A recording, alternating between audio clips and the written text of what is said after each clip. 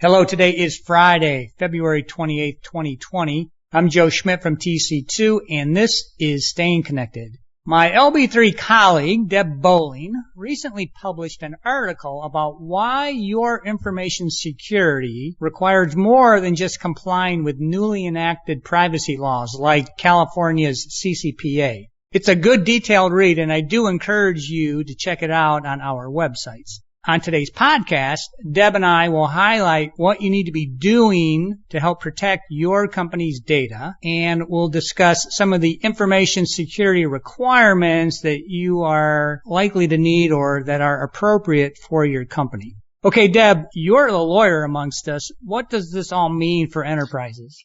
Hey, Joe, it's good to speak with you. What this means for enterprises is, although the protection of personal information is necessary to comply with the CCPA and various state and federal privacy laws, enterprises' needs for information security are far broader. Enterprises must protect the underpinnings of their businesses, their intellectual property, trade secrets, and highly sensitive communications like those related to spin-offs or acquisitions or sales or mergers, and they need to do that against any unauthorized access, use, or disclosure.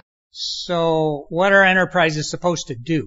Enterprises should require their IT and telecoms providers to include appropriate information security clauses in their contracts, and that's what we're going to talk about today. And what's appropriate depends on the size, scope, and the nature of the enterprise, its operational structure, the sensitivity of its information, its regulatory oversight, and what information could be accessed by the providers or through the providers' facilities and systems.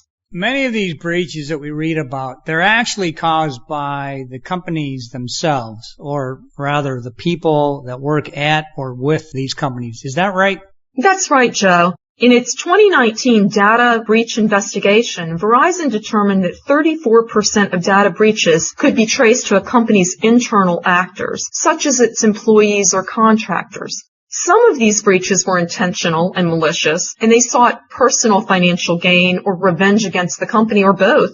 Others were just accidental. They resulted from successful phishing, smishing, and similar campaigns by bad external actors. Is there something that companies should be doing to prevent this? There are lots of things companies should be doing, but background checks would be a priority. Background checks can help reduce the risk of internal actor intentional data breaches, and background checks are now the norm for companies that are hiring employees. They include things like social security number traces and criminal background checks. They help your employer profile whether a candidate or employee tends to engage in undesirable behavior that places the enterprise at risk. Your IT and telecoms providers' employees providing your services may also have tendencies that place your enterprise at risk. You need these providers to run the same types of background checks and to agree not to assign and to remove from your account their employees that fail these background checks. Deb, you and I have to complete cybersecurity training as employees of TC2 and LB3, not only because our clients expect it or some actually require it, but because it's just good security practice. Absolutely. You and I have been through those, and for those of us that have made mistakes, we've been through it several times.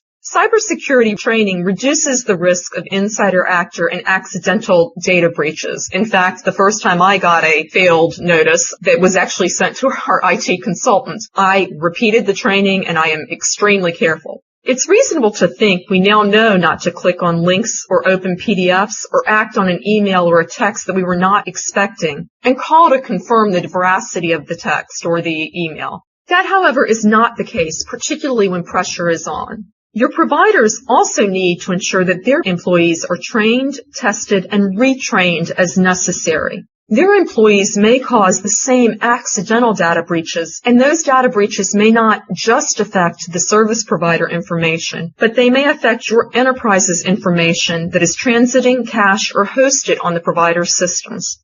I think it's also important to point out that an enterprise's systems and facilities and those of its providers have to be properly configured, protected, and monitored to comply with any security framework. Deb, can you talk about the general security framework that we recommend that our clients adopt?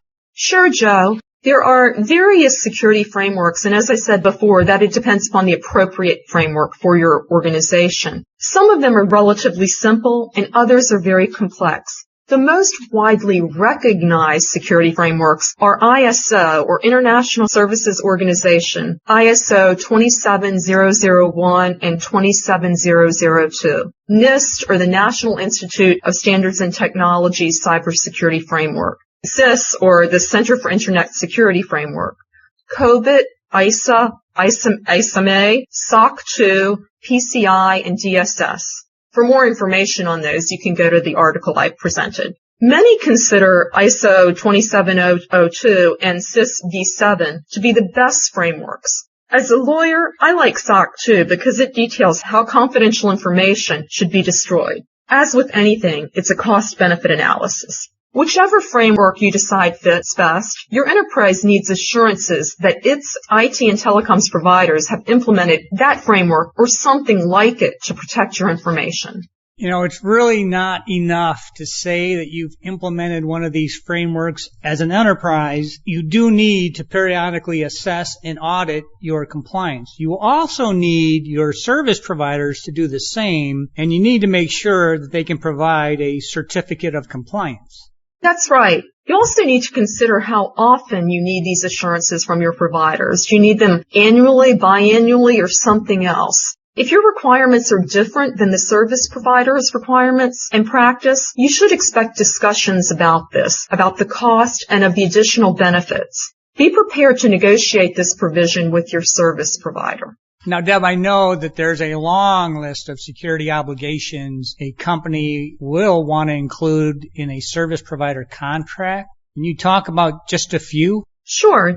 Since many cybersecurity frameworks recommend but don't require specific designs, your enterprise may want to specify minimal security obligations your provider must meet. What that means is you get a certificate of compliance with 27001, that ISO 27001. That's got a lot of recommendations but not requirements. By putting it in your contract, the provider is contractually obligated to meet those requirements. And those requirements are often found in a security exhibit to the contract. A few that you probably want to include in those contracts will require the IT or telecoms provider to segregate data on each of its customers and explain how it does that and make sure that you feel comfortable with it. Explain how they encrypt data while it's in transit or at rest and the level of encryption. How they distribute data throughout the world and whether that distribution across country boundaries and regional boundaries is permitted. How the provider prevents and detects intrusions into its systems, and how it protects against viruses and malware. There are a lot more, but we only have so much time on your podcast, Joe.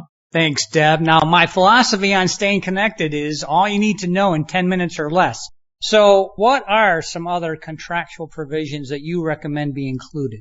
In addition to the contractual provisions on background checks, security training of your provider's employees, and provider systems and facility assurances, which are critical, you may also want to require appropriate insurance, including cyber liability insurance. And you will also want to keep in mind whether these new clauses effectively mitigate your information security risks. It depends upon your provider's incentives to comply. You need to check your contract to make sure that those incentives are properly structured. And those incentives are often affected by limitations on liability and exclusions of certain types of damages.